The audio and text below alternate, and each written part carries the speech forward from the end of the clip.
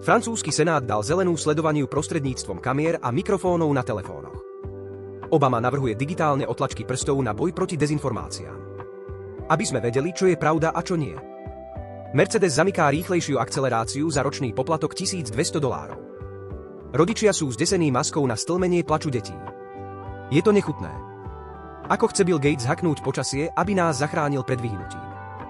Zakladateľ spoločnosti Microsoft financuje experimenty na ochladenie zemskej klímy.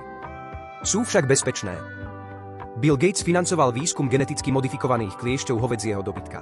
Teraz má 450 000 Američanov alergiu na červené mäso spôsobenú alpha-gal syndrómom spôsobeným uhryznutím kliešťom.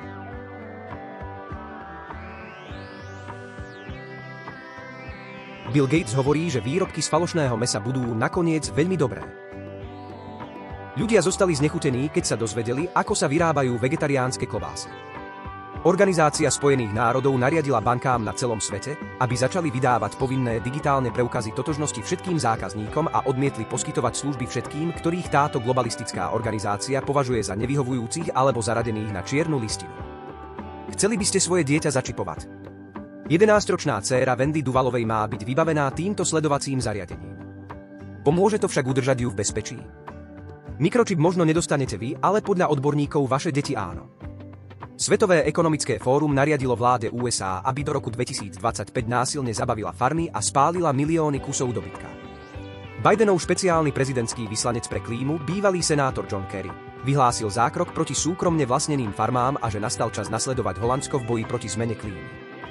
Svetové ekonomické fórum zakazuje prirodzené počatie. Všetky deti musia byť do roku 2030 vypestované v laboratóriu. Tyrania sa šíri.